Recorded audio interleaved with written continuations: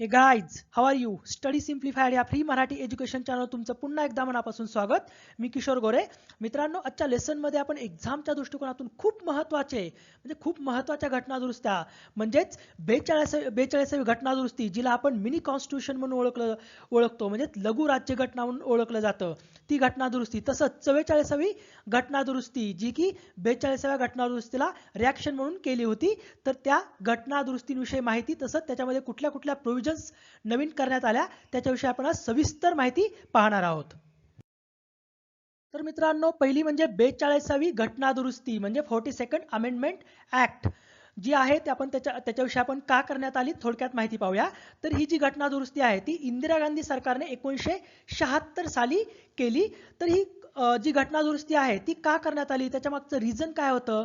तर रिझन सगळ्यात महत्त्वाचं होतं ते म्हणजे 24वी आणि 25वी जी घटना दुरुस्ती होती, या दोन घटना दुरुस्तीला रिॲक्शन म्हणून. तसंच सगळ्यात महत्त्वाचं म्हणजे जी केशवानंद भारती केस होती 1973ची, त्या केशवानंद भारती केसमध्ये जे सुप्रीम कोर्टाने निर्णय दिले होते, त्या निर्णया म्हणजे जी केशवानंद भारती केस होती, त्या केसला रिॲक्शन म्हणून इंदिरा गांधींनी 1976 साली 42व्या घटना दुरुस्ती अमेंडमेंट ऍक्ट पास केला होता आणि तिला आपण मिनी कॉन्स्टिट्यूशन म्हणून ओळखतो, म्हणजेच लघु राज्यघटना म्हणून या घटना दुरुस्तीला ओळखतो. कारण त्याच्यामध्ये इंदिरा गांधींनी बऱ्याच प्रोव्हिजन्स केल्या होत्या आणि बऱ्याच प्रोव्हिजन्स काय केल्या होत्या तर खारिज करून त्याच्या जागी नवीन प्रोव्हिजन्स त्याच्यामध्ये टाकण्यात आल्या होत्या. आणि सगळ्यात महत्त्वाचं म्हणजे जी सुवर्णसिंग कमिटी होती 1976ला बसलेली मूलभूत कर्तव्यासाठी, या सुवर्णसिंह समितीच्या शिफारसींना मूर्त स्वरूप देण्यासाठी, म्हणजे मूर्त स्वरूप ही या घटना दुरुस्तीनं दिलं. म्हणजेच काय तर जे घटनेतील मार्गदर्शक कर्तव्य आहेत, ओके, म्हणजे फंडामेंटल ड्युटीज 51A मध्ये आपण जे ऍड केलेले, त्या 42व्या घटना दुरुस्तीनुसार आपण राज्यघटनेमध्ये ऍड केले. तर मित्रांनो, आता 42व्या घटना दुरुस्ती अंतर्गत ज्या प्रोव्हिजन्स केल्या होत्या, ज्या मुख्य तरतुदी केल्या होत्या, त्याच्याविषयी आपण माहिती पाहूया. म्हणजे कोणत्या कोणत्या तरतुदी या घटना दुरुस्ती अंतर्गत करण्यात आल्या. तर पहिली सर्वात महत्त्वाची तरतूद म्हणजे भारताच्या सरनाम्यामध्ये म्हणजेच प्रिॲम्बलमध्ये समाजवादी, धर्मनिरपेक्ष, अखंडता या 3 नवीन शब्दाचा समावेश केला. व्यवस्थित लक्षात ठेवा, सोशलिस्ट, सेक्युलर आणि इंटिग्रिटी या 3 नवीन शब्दाचा आपण प्रिॲम्बलमध्ये समावेश केला. ओके. नंतर 42व्या घटना दुरुस्ती अंतर्गत आर्टिकल 51A नवीन घटनेत समाविष्ट करण्यात आलं आणि आर्टिकल 51A अंतर्गत आपण 42व्या घटना दुरुस्ती अंतर्गत मूलभूत कर्तव्यांचा घटनेमध्ये समावेश केला, जे की 1976च्या सुवर्णसिंह कमिटीने त्याची शिफारस केली होती. आणि या अंतर्गत आपण 42व्या घटना दुरुस्ती अंतर्गत 10 मूलभूत कर्तव्यांचा घटनेत समावेश केला आणि जे 11 मूलभूत कर्तव्य आहे त्याची जी तरतूद आहे ती 86व्या घटना दुरुस्ती अंतर्गत 2002 साली आपण घटनेमध्ये तरतूद केली. ओके. नंतर 42व्या घटना दुरुस्ती अंतर्गत पुढची महत्त्वाची तरतूद म्हणजे राष्ट्रपतीने मंत्रिमंडळाच्या सल्ल्यानेच कारभार करण्याचे बंधनकारक केले. पण ही जी तरतूद होती ती नंतर 44व्या घटना दुरुस्ती नुसार बदलण्यात आली आणि त्याच्यानुसार 44व्या घटना दुरुस्तीत अशी तरतूद केली की मंत्रिमंडळाचा सल्ला जो आहे तो पुनर्विचारार्थ केवळ एकदा परत पाठवण्याचा अधिकार राष्ट्रपतीला दिला, परंतु पुनर्विचार करून दिलेला जो सल्ला आहे तो राष्ट्रपतीवर बंधनकारक करण्यात आला. ओके, व्यवस्थित लक्षात ठेवा. नंतर तिसरी महत्त्वाची तरतूद म्हणजे 3 नवीन मार्गदर्शक तत्वांचा, म्हणजे DPSP मध्ये 3 नवीन मार्गदर्शक तत्वांची भर टाकली, म्हणजे त्याच्यामध्ये समावेश केला. सगळ्यात महत्त्वाचं म्हणजे समान न्याय व मोफत कायदेशीर मदत. ही जी तरतूद आहे ती कलम 39A अंतर्गत सर्व व्यक्तींना समान न्यायाची हमी द्यावी व गरिबांना मोफत कायदेशीर सहाय्य प्राप्त करून द्यावे, अशी तरतूद आपण या 42व्या घटना दुरुस्ती अंतर्गत केली. नंतर उद्योगांच्या व्यवस्थापनामध्ये कामगारांचा सहभाग. ओके, व्यवस्थित लक्षात ठेवा. तसंच जे आर्टिकल 48A आहे, 48A अंतर्गत वने आणि वन्यजीवांच्या संवर्धनासाठी पर्यावरणाचे संरक्षण व सुधारणा करणे, अशी तरतूद करण्यात आली. म्हणजेच पर्यावरण, जंगले व प्राण्यांचे संरक्षण करण्याची तरतूद या 42व्या घटना दुरुस्ती अंतर्गत आर्टिकल 48A मध्ये करण्यात आली. तर पुढची महत्त्वाची तरतूद म्हणजे प्रशासकीय न्यायाधिकरण आणि इतर विषयांसाठी न्यायस्थानांची तरतूद या 42व्या घटना दुरुस्ती अंतर्गत करण्यात आली. जे प्रशासकीय न्यायाधिकरण आहेत त्यांची मूळ घटनेत तरतूद नव्हती, तर 42व्या घटना दुरुस्तीने 1996 घटनेत नवीन भाग म्हणजेच भाग 14A समाविष्ट करण्यात आला आणि कलम 323A मध्ये प्रशासकीय न्यायाधिकरण आणि कलम 323B मध्ये अन्य बाबींकरता न्यायासनांची तरतूद करण्यात आली. नंतर घटना दुरुस्त्या या न्यायालयीन पुनर्विलोकनाच्या कक्षेबाहेर ठेवल्या, पण ही जी तरतूद आहे नंतर ती 44व्या घटना दुरुस्ती अंतर्गत चेंज करण्यात आली. नंतर याच्यावर न्यायालयीन पुनर्विलोकनाचा अधिकार नंतर सुप्रीम कोर्टाला देण्यात आला. ओके, म्हणजेच न्यायालयाला देण्यात आला. तसंच न्यायालयीन पुनर्विलोकन आणि सर्वोच्च उच्च न्यायालयाचा जो आदेश आहे त्या आदेश अधिकार क्षेत्राचा संकोच केला या 42व्या घटना दुरुस्ती अंतर्गत. पण त्याच्यामध्ये नंतर 43वी जी घटना दुरुस्ती विधेयक होतं, घटना दुरुस्ती ऍक्ट होता 1977चा, त्याने त्याच्यामध्ये बदल करण्यात आला. म्हणजेच जे न्यायालयीन पुनर्विलोकन आहे आणि आदेश देण्याबाबतचा जो सर्वोच्च आणि उच्च न्यायालयाचे जे अधिकार क्षेत्र आहे ते पुनर्स्थापित केलं. म्हणजे कोणत्याही गोष्टीचं किंवा कायद्यांचं ते न्यायालयीन पुनर्विलोकन करू शकतात, म्हणजे ज्युडिशियल रिव्ह्यू घेऊ शकतात. तसंच ते राज्य शासन तसेच सेंट्रल गव्हर्नमेंटला सुप्रीम कोर्ट काय करू शकतं, सुप्रीम कोर्ट आणि हायकोर्ट कुठल्याही प्रकारचे म्हणजे कोणत्याही बाबतीत आदेश देऊ शकतं. ओके, नंतर लोकसभा आणि विधानसभा यांचा जो कार्यकाळ आहे तो 5 वरून 6 वर्ष करण्यात आला. पण नंतर हा जो कार्यकाळ आहे तो 44व्या घटना दुरुस्ती अंतर्गत पुन्हा 6 वरून 5 वर्ष करण्यात आला होता. म्हणजे नंतर ही चेंज झाली होती. ओके, नंतर मार्गदर्शक तत्वांची जी अंमलबजावणी होती, अंमलबजावणी करण्यासाठी केलेल्या कायद्यांमुळे काही मूलभूत हक्कांचे उल्लंघन होते, या आधारावर किंवा या कारणास्तव न्यायालय त्यांना अवैध घोषित करू शकत नाहीत. पण ही तरतूद नंतर बदलण्यात आली. नंतर इतर महत्त्वाच्या काही तरतुदी आहेत, त्या म्हणजे देशविघातक कारवायांना हाताळण्यासाठी कायदे करण्याचा जो अधिकार आहे तो संसदेला देण्यात आला आणि अशा कायद्यांचे मूलभूत हक्कांवर देखील श्रेष्ठत्व असेल. पण ही जी तरतूद आहे ती संसदेला जे अधिकार देण्यात आले होते, तर हे जे अधिकार आहेत ते नंतर 43व्या घटना दुरुस्तीने 1977 मध्ये ते काय केले, संसदेला वंचित केलं. म्हणजे विघातक कारवायांच्या हाताळणीसाठी कायदे करण्याचा जो विशेष अधिकार होता त्या विशेष अधिकारापासून संसदेला नंतर वंचित करण्यात आलं 43व्या घटना दुरुस्ती अंतर्गत. म्हणजे ही नंतर प्रोव्हिजन्स चेंज झाली. पण लक्षात ठेवा, ही जी प्रोव्हिजन होती ती 42व्या घटना दुरुस्ती अंतर्गत करण्यात आली होती आणि नंतर 43व्या घटना दुरुस्ती अंतर्गत तिला चेंज करण्यात आलं. तसंच भारताच्या कोणत्याही भागामध्ये राष्ट्रीय आणीबाणीची घोषणा करणे आता सुकर केलं या 42व्या अमेंडमेंट ऍक्टने. तसंच सगळ्यात महत्त्वाचे म्हणजे घटक राज्यातील जी राष्ट्रपती राजवट आहे, प्रेसिडेन्शियल रूल, एका वेळेस सलग जो कालावधी आहे तिचा 6 महिन्यांवरून 1 वर्ष करण्यात आला. तसंच कायदा आणि सुव्यवस्था ची जी स्थिती आहे ती स्थिती हाताळण्यासाठी कोणत्याही राज्यात सशस्त्र दलांची तैनाती करण्याचे अधिकार केंद्राला दिले. ओके, व्यवस्थित लक्षात ठेवा.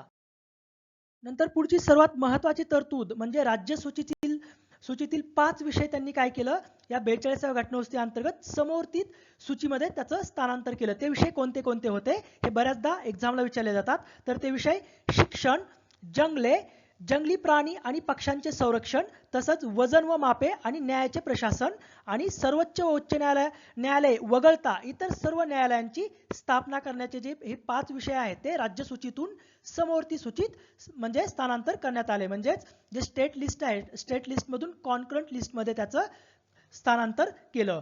तसंच पुढची महत्त्वाची तरतूद म्हणजे संसद आणि राज्य विधिमंडळातील गणसंख्येची आवश्यकता जी आहे ती रद्द केली. पण ही प्रोव्हिजन नंतर चेंज करण्यात आली 44व्या घटना दुरुस्ती अंतर्गत. ही संसदीय म्हणजे जी लोकसभा आणि राज्य विधिमंडळाच्या गणसंख्येची जी तरतूद होती ती पुनर्स्थापित करण्यात आली. म्हणजे मॅक्झिमम आणि मिनिमम जी गणसंख्या असणार आहे त्यांची जी तरतूद आहे ती नंतर 44व्या घटना दुरुस्ती अंतर्गत पुनर्स्थापित करण्यात आली. तसेच संसदेचे सदस्य आणि तिच्या समित्यांचे हक्क आणि विशेष अधिकार वेळोवेळी निश्चित करण्याचे अधिकार संसदेला दिले व अखिल भारतीय सगळ्यात महत्त्वाची तरतूद म्हणजे अखिल भारतीय न्यायिक सेवेच्या निर्मितीसाठी तरतूद करण्यात आली. आता याच्यामध्ये एक गोष्ट लक्षात घ्या, जे कलम 312 आहे 312 अंतर्गत राष्ट्रीय हिताच्या दृष्टीने एखादी नवीन अखिल भारतीय सेवा निर्माण करायची गरज भासल्यास तसा ठराव राज्यसभेतच मांडता येतो. म्हणजे हा जो विशेष अधिकार आहे तो विशेष अधिकार राज्यसभेला दिलेला आहे नवीन अखिल भारतीय सेवा निर्माण करण्याचा. ओके, आणि त्यासाठी विशेष बहुमताची आवश्यकता असते. पण इथं अखिल भारतीय न्यायिक सेवा म्हटलंय, पण तुम्ही लक्षात घेऊ शकता की अखिल भारतीय सेवा आहे. अखिल भारतीय इथं त्याच्या आधी शब्द जोडलेला आहे. त्याच्यामुळे जे अखिल भारतीय सेवा आहेत त्या अखिल भारतीय सेवा निर्माण करण्याचा जो विशेष अधिकार आहे तो आपण राज्यसभेला दिलेला आहे. नंतर चौकशीनंतर दुसऱ्या टप्प्यावर आपली बाजू मांडण्याचा सनदी सेवकांचा हक्क काढून घेत शिस्तभंगाची कारवाईची जी कार्यपद्धत आहे ती संक्षिप्त केली. तर मित्रांनो, आता आपण 43व्या घटना दुरुस्ती ऍक्ट पाहूया, जो की 1977 ला झाला.